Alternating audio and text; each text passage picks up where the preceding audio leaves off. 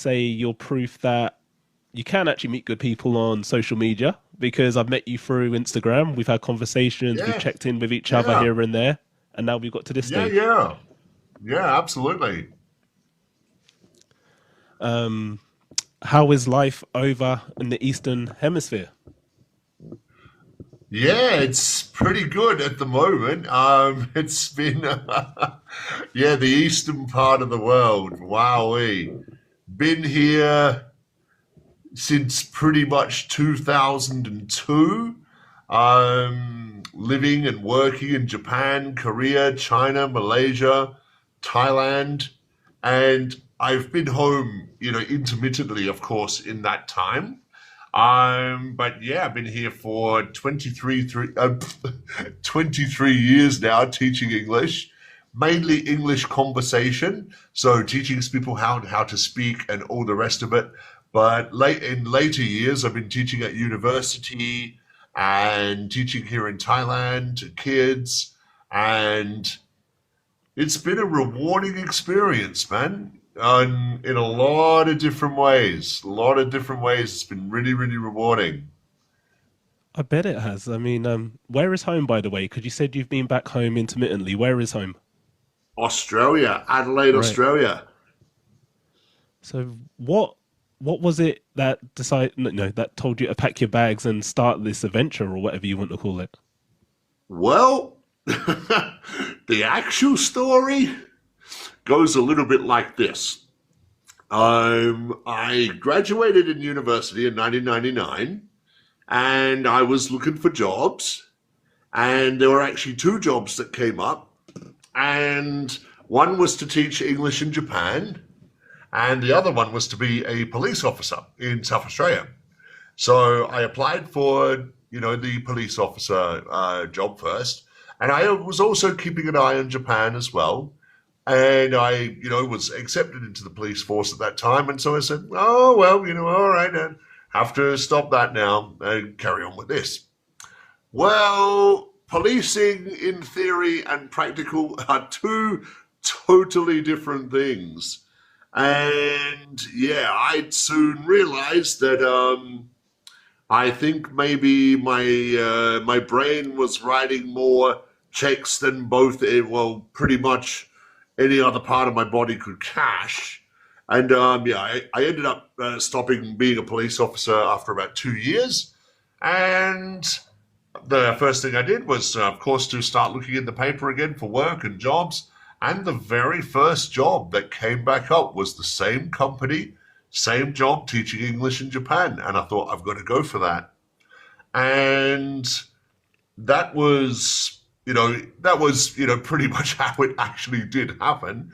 But I guess if I'm to look for a paper trail, I've always been suited to like community service jobs, jobs in the helping sphere, helping people, teaching, umpiring, yeah, those kind of jobs. So it was a kind of, I guess it was a bit of a natural progression in the end that was kind of just disguised as um, it was disguised in a little bit of flippancy, maybe. I suppose you could kind of say that. And yeah, it's I've managed to last doing it for the last 20 odd years. It's been very interesting. Started out in Japan, 1 year just outside Tokyo, I think 2.5 years in Kyoto, and then another year in Osaka. I went to Korea after that, and I lived in Korea for 8 years, doing the same thing, teaching. And then I went to China for 6 years, teaching. And gee whiz, wasn't that an experience? I mean, that was the whole COVID-19 thing. I was there during the whole COVID-19 situation. So talk to us about that. Um, Talk to us about that. yeah. Wow. Um, it was every bit as what you were shown on the media, and it was every bit the opposite as well, because like there were a lot of times All right, I'll give you a couple of indications. Yeah, Wuhan was absolutely that was the eye of the storm, so to speak. That was ground zero, pretty much, and that was considered, a complete utter no go zone. Where I was in the northeast near a city called Qingdao, and they had their own kind of policy towards it. Um, like if you were, say, in an apartment building where, like there were cases, and there were a lot of cases, your apartment building would be just shut off, Oh just wow. closed. Yep, but two doors down the road, everything could be normal. Um, yeah. So how I was that think, then? How was that? Was that would for me that um, would be scary. It's almost like you're secluded from the world at the moment, but the people I can see over there are okay. Were you wondering like how long you'll be yeah, secluded? I was never secluded, actually. I was really lucky. I had friends of mine who were pretty much secluded, and yeah, it was a kind of awkward experience for them, I can assure you.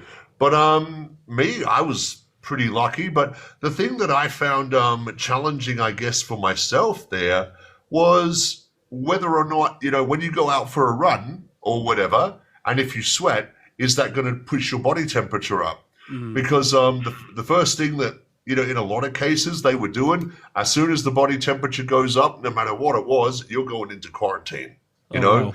But I don't know. I think it just depended also on, who was manning what, who was doing what, who the guards were, and all of that. If you had good relations with the guards, they kind of, they see you every day. They understood. They knew what was going on, and they were able to kind of reason with you a bit more, and they were willing to. Some, not so much, yeah. It was really interesting to see how some of my Chinese co-workers took it. I remember speaking to them, like saying, so what did you guys do, like during the whole time? They just said, oh, we just stayed at home with our family. Oh, great, nice. Nice. I hope you enjoyed that. I just got back to China a week before. And then a week before again, they say, oh, we're just closing off half the world now. All right. As you do, as you do. But, yeah, in some cases, it was every bit as what you seen it on the media. And in some cases, it was none of it. It just depended on where you were. One of the interesting, I guess, another interesting example I have of that is the PPE suits. We called them Smurfs, Right. because they were Smurfs. They used to be blue or white. Come on, man, you're a Smurf, But some of them were great. Some of them were really well behaved, treated you with respect, really didn't want to do what they had to do, but, just come in, get on with it, do your job, and go home. But there were some who were really, really, yeah, you question why they were doing that particular job. Abuse of They power, just it didn't have sounds the right. like.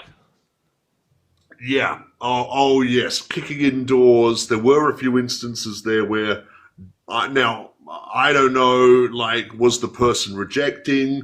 Was the person inside an absolute, a COVID-19 case? Were they carrying?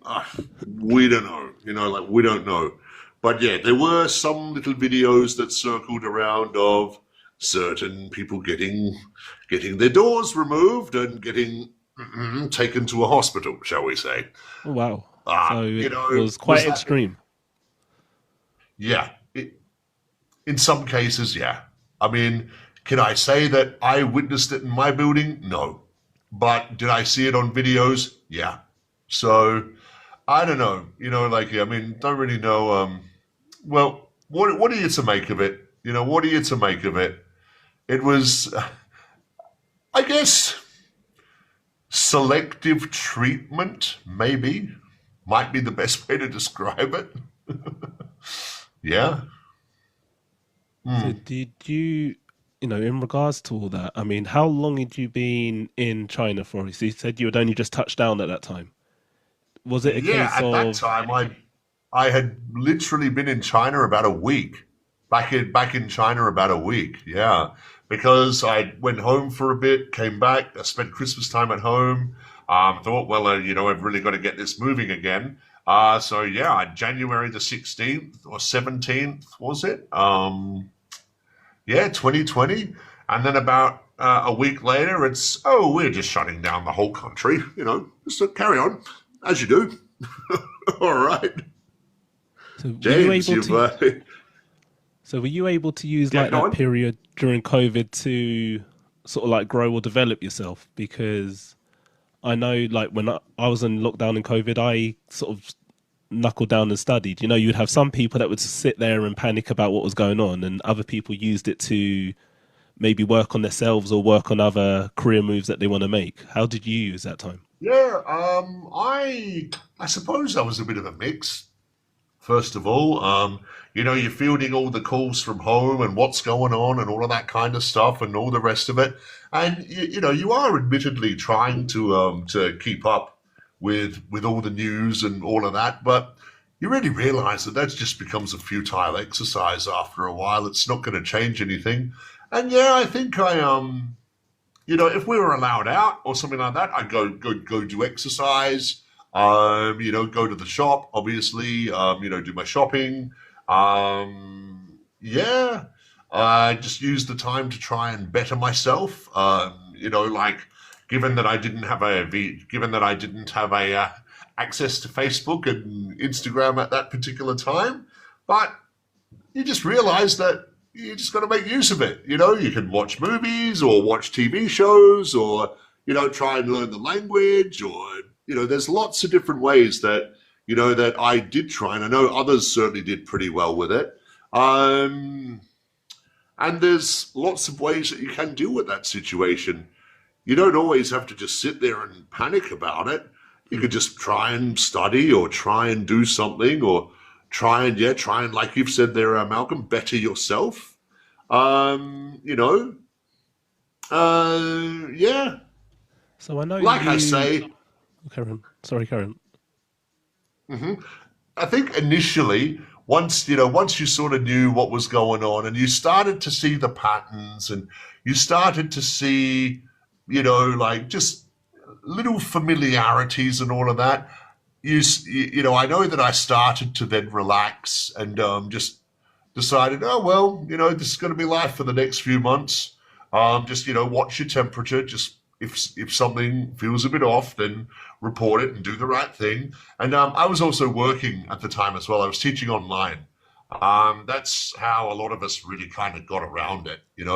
I was working. I was doing online teaching at that particular time, and that really helped as well. But one of the interesting things I found was even like with the foreign teachers that were in my school, we didn't necessarily communicate that much with each other. And I suppose in the end, it was like that, they had their own routines going and they had things worked out and, they were, happily getting on with their lives and all the rest of it. I'm the kind of person that, I like to check in with people once a week or something like that. So I just made it the point of saying like, oh, hey guys, how we doing? Have you found anything interesting this week? Any interesting movies or any interesting, things to do just to keep the spirits up and to keep people happy and make sure they know that I'm alive and they're alive still and all the rest of it. But I think like once 6 months had passed, things were slowly starting to open up again. Going out, going to gyms and bars and stuff like that. They were starting to open up. So, it was just a matter of riding out that time, and I kept pretty well sane. I don't remember losing it. I know some people went a bit stir crazy there for a bit, but I handled it pretty well, I suppose. Yeah. Good. So, how do you find the social life out in that part? You said about bars and clubs and whatnot. So, and I'll talk to you about the gym and Depend. training later on. But I mean, how do you find? Yeah, Like, really depends on where you are. If you're in the big cities, it's good because not only do you have a lot of foreign restaurants and bars and things to do and stuff like that, but you've also got enough access to get away from your co-workers. And I say that, in the nicest possible way. It's just if you're in a smaller town and you've got like the same co-workers, the same people, the same people who you see almost every single day of the week, and you got to see them on the weekend as well, it can get rough. It can get a bit rough because you just don't have the access to the bigger city where you can take a little break and you can get that space that you need, if you know what I mean. So yeah, bigger cities, some of those being more Shanghai, Suzhou, Osaka, Tokyo in Japan, Seoul. There's lots of different variety of things to do. But if you're kind of not trapped, but if you're in a smaller town, it can be a little more challenging, shall we say. yeah. You get a little more irritable maybe sometimes because you're just forever seeing the same people, if you know what I mean. So that's kind of an important part where, like we spoke before about, men especially Yep. like expressing feelings and emotions and all that. So during that Yeah, period, yeah. because it was such a big period for everyone. Hmm. How did you deal with that, like emotionally? Did you feel vulnerable? Was there feelings that come up? Did you hit a dark spell during that period? Um,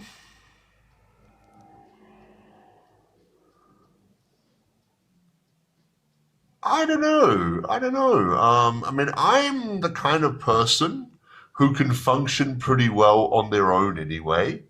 It's just the way I've kind of lived life, I suppose. But I was lucky in that, I was never quarantined. I was never, required to stay indoors in a locked in building and stuff like that. Had I had that experience, oh boy, it might have been a little wild then. But I don't know. I think I was able to deal with it fairly well. Um, Now, was I checking the media a lot? Oh, yeah, absolutely. Checking, every couple of hours to see what the latest updates are, the latest outbreaks, if there's anything that I need to know.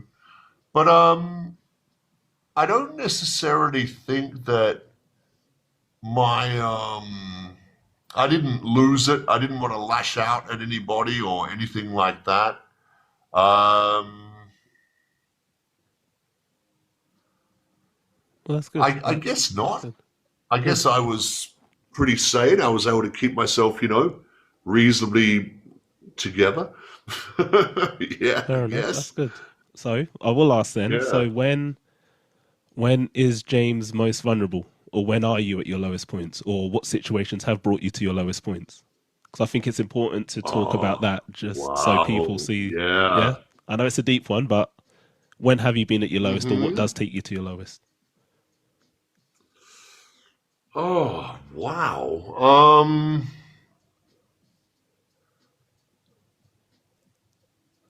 I think it's probably not a any particular instant or anything like that. But I know in recent times I've been feeling that I've been in this job way too long. Like, it's kind of been my I guess my cushion and my safety net. But this year, I know that I've had some really, in recent months actually, um, just had bouts of, I'll call them joyous tears. Like I could be just watching something and watching a motivational video. I've been watching a lot of on Facebook, Darman, Mm. Dharmann.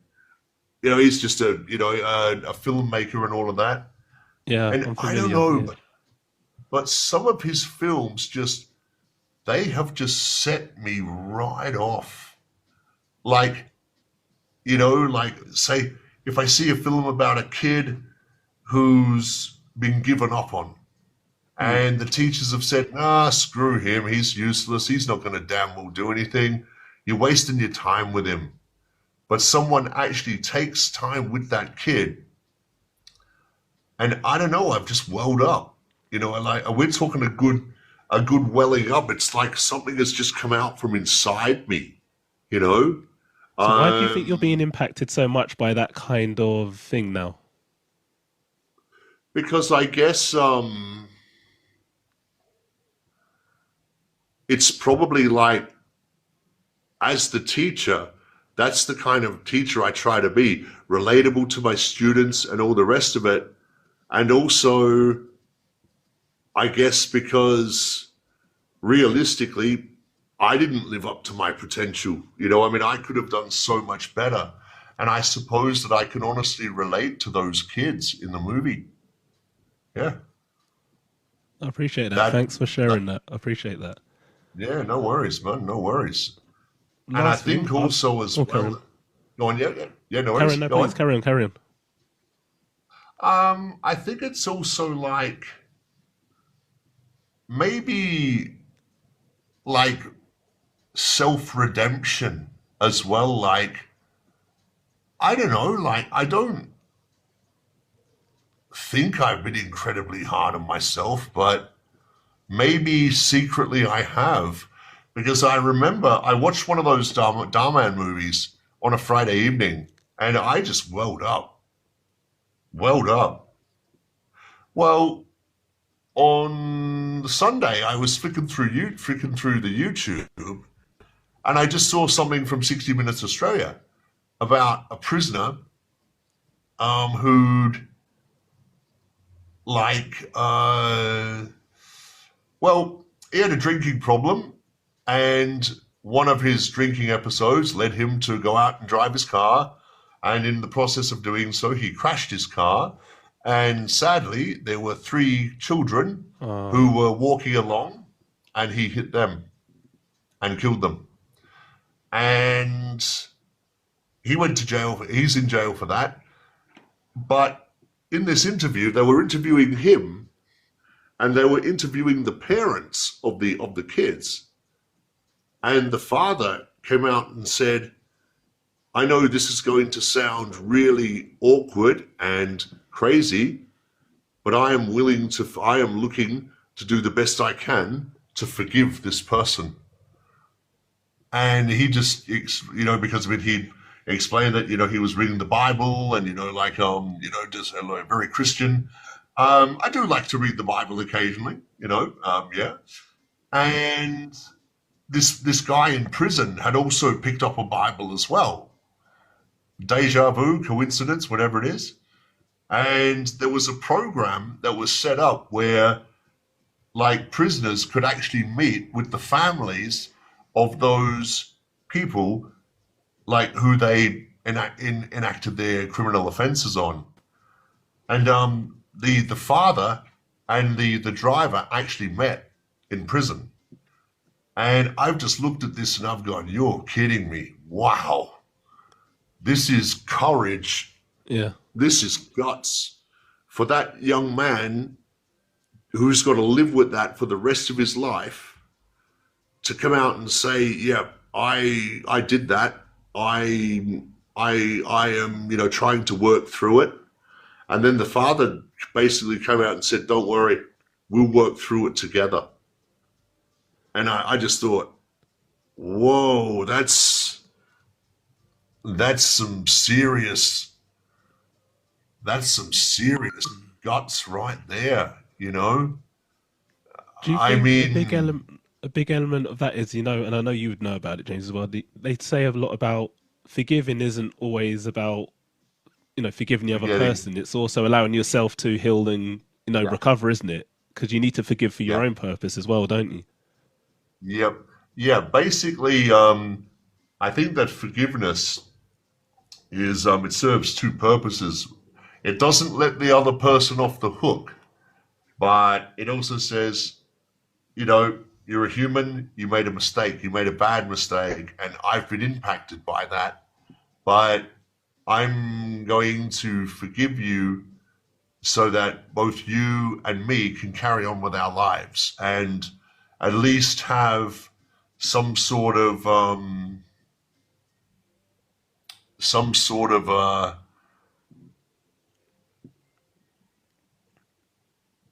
like step where we acknowledge what has happened, we acknowledge our role in it, but for the sake of our own sanity, I guess we we have to we have to try and ease things. God, can you really say that? Mm. Ease No, things? I hear what you're saying. Oh man. Not asking for the story, but have you ever had to forgive? It doesn't have to be as extreme as what you explained, but have you ever had to sort of forgive in that kind of situation where, you know, yeah, you've done it for the reasons you talked about. It's so you can move on without being held back by it. Have you ever had a situation of some sorts where you've had to forgive in that way? Interesting. It's probably a few where I could have. Because I was a really like kind of tall kid when I was young, like real tall, like taller than every kid in the high Right. school Okay. when I was in first year middle school tall, like 6'2" when I was 12 years old tall. Jeez. Okay. Um, yeah. So if you're 6'2" now, that was me when I was 12. But I guess that one thing I guess I really kind of learned from that whole time was more the fact that people will tell you they believe you. They'll give you a little hint that they believe you, and they'll look like they believe you. They don't. They don't. And it's I guess it's just human nature that we if it doesn't fit our narrative or our story, then do we really want to take a look at it? It's like in our lives, we go through situations that are our story, that are unique to us, and you try and communicate that or convey that to another person. They're just like going, no, no, no, no, no, no, no, no, you know, because not because it's not true. Maybe it's because it doesn't register with their mindset or their way of thinking on a That's particular a good thing, point. you know? That's a really good point. Like, I remember once I had a bus driver comes up to me and he says, "Where's your school ID? Where's your ID card?" I said, "Oh, what?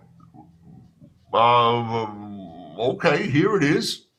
And I showed him, and he says, "Is that real?" I said, "Yeah." I mean, I'm 13 years old at the time. I got no clue what's going on. And he just said, "You really go to school?"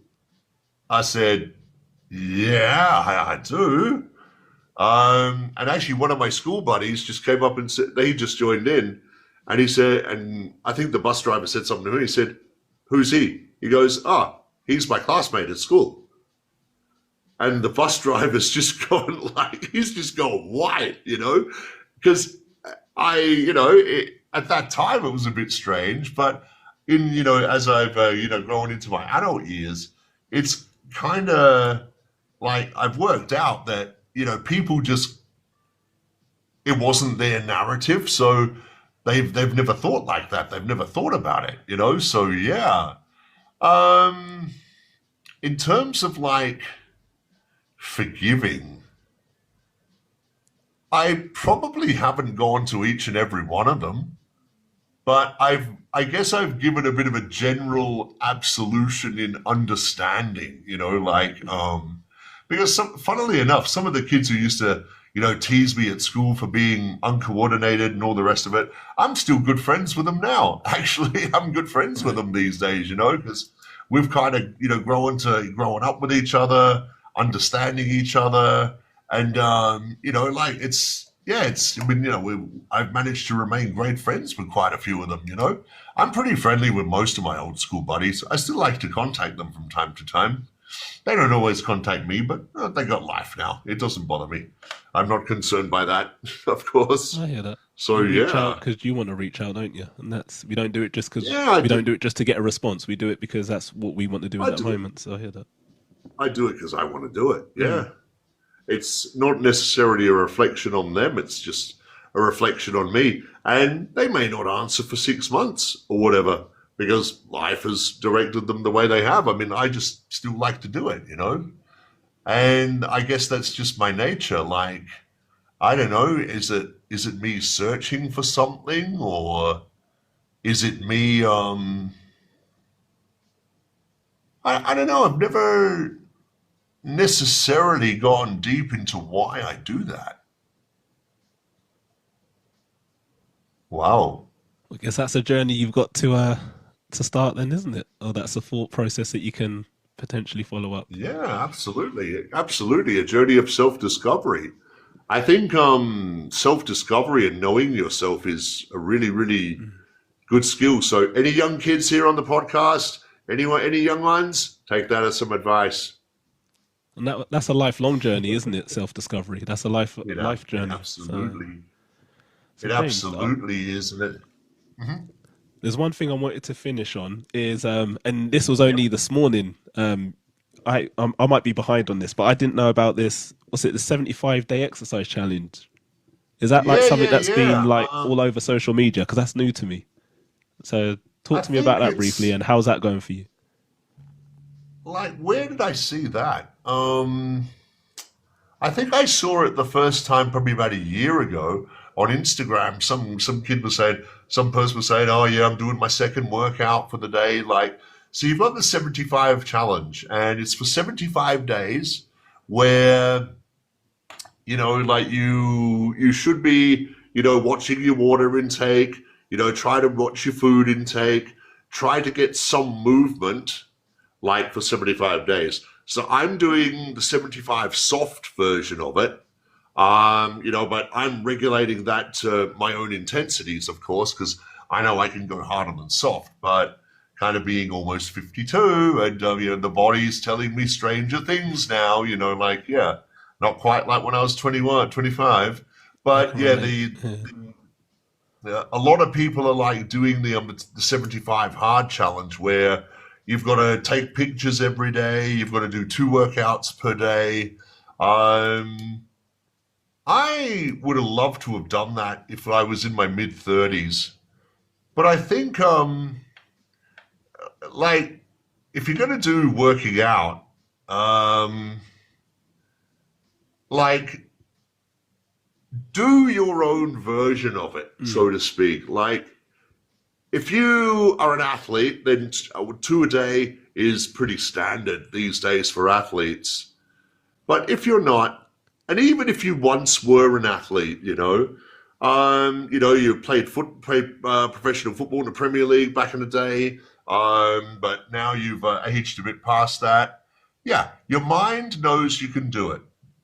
But the body is, of course, going to start telling you different things that say maybe you can just realize that those days are past, but still regulating exercise, one, for what your personal needs are, what your personal goals are, and, you know, Do you need it for work? Do you want to become a bodybuilder? Do you want it just for function? You know, like to be able to be function so that you're loose and that you know, like, I mean, yeah, I guess just working out what your function is. So what's drawn me back to it is I've been itching to get back into exercise for a long time. Itching, sort of like, and I had these moments of like, okay, I'll do it for about a week or so. I'll be back in the gym, and then, sorry, the next month I'll be slack. Going back again, slacking again. Going back again, slacking again. And then I just thought, nah, sorry. No, it doesn't happen like that. And I just, you know, but funnily enough, this 75 soft that I'm doing, well, it's my version of soft, which is not soft. It's just been so easy to get back into because I know that I've done it before. So the mindset is still there. But yeah, like the body is telling me strange things at the minute. And I guess what's kind of pushed me back to it is that I know where, I guess mentally, home is. Like, you know, I mean, back when I was young, I'd be in the gym every day and I'd be loving it. That would be my place. You know, some people have their special room in their house. Some people have a childhood park bench that they sit on. Me was getting friendly with dumbbells, barbells, and a treadmill. You know, like it is for some people. I mean, good hobby to have. But yeah, and I don't know, like I think when I was in when COVID hit, because we had a lot of inconsistencies with COVID, you know, going out and in, and I'm not the type that can just do like push-ups and sit-ups. I need to be going for a run. I need to be sweating it out, you know? And there was that, and then you kind of think, oh, well, I'm having the cushy life, and I was getting a bit cushy now, and the motivation was there, but it was just a bit wayward kind of thing. So I just decided, well, screw it. This is it. Get on with it. Go do it. And the last 22 days of, you know, cleaning out aspects of my diet, you know, drinking much more water, and all the rest of it have been really beneficial. So I think I'm at the stage now where it's a good stage. I can't stop, and I really don't want to stop.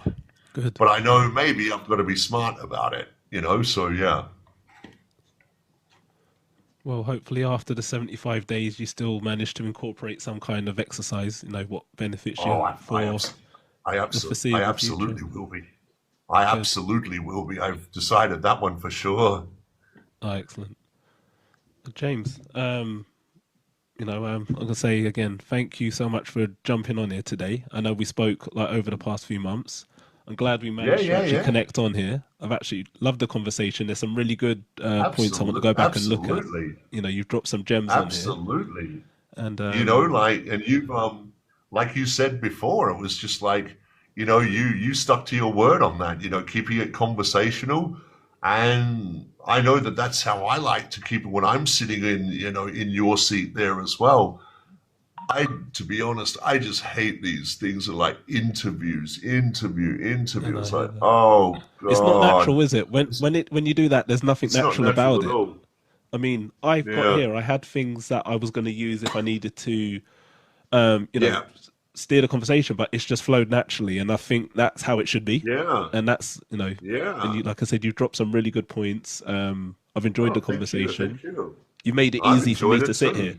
So, Yeah, um, and who knows if yeah. I'm lucky, I'll get you back on here in the future. So, Oh, absolutely. I'd love to rejoin again, you know. You've just reminded me of something that I read in a really, really great book. A book that's a little bit about self-improvement, but okay, men's self-improvement. It was a book called The Game, Penetrating right, the okay, Secret Society of Pickup Artists by Neil Strauss. Strauss is a Rolling Stone, New York Times journalist and all of that. And he was tasked with a little job of going into the underground of pickup artists, you know, the ones who have the 50 different girlfriends and all of that. Now, I'm right, not necessarily into that. You know, like, yeah, I mean, I don't believe in that, but you know, you got to be And decent, neither do I. You're going to get me but into you know, trouble. You're going to get me into trouble promoting that book to me. well, there's a part of the book where he was actually interviewing Britney Spears, and Britney Spears had this coin questions that were approved by her manager, Right. and it Okay. was going about as well as my voice is describing it. And Strauss just said, "No, sorry, I have to do something here." Basically, ripped up the piece of paper. He just said, "All right, look, Brittany, for the next 30 minutes, let's just roll it. Let's just roll it, you know." And apparently, her eyes just lit right up Right. because she was actually doing, she was actually apparently holding a conversation with someone who didn't want to ask the same old canned questions all the time, you know. So yeah, but yeah, I mean, I think it's converse. Be if you're able to flow and you're comfortable and you're confident in yourself, then absolutely do that, you know. And like I say, pause, listen, reflect, carry on. That's a natural conversation that we've got there, you know. So yeah, no, I 100%. thoroughly loved it, man. And I think adding to Hmm. that just quickly, I think a lot of it is when you're speaking your truth. So regardless if it's your opinion on something or well, if it's your opinion on something, then and you can explain why you feel or you say that, then that's your truth. So Yep, let it flow, put it out that's there. right. You've got nothing to And watch if that's your genuine opinion, right? That's right. That's it. It's a reflection of where you are at that Mm. particular moment in your life. You know. No, I hear that. That's brilliant, James. Thank you so much. Thank you, Definitely, like I Malcolm. said, I'll look to get you Loved it. back on here again, and we'll get the cameras working properly next time. So, Yes, we will. Curse um, these cameras. thank you so much. Send them down the river. Thank you so much. And I'll catch up with you again soon, my man. Enjoy the rest of You certainly will do, buddy. your evening time now, aren't you, in Evening. Yep. Thailand? Yes, So it's 7:45 here now in Thailand. so you enjoy the rest of your evening, Enjoy and enjoy your lunch. thank you. And I'll catch up with you soon.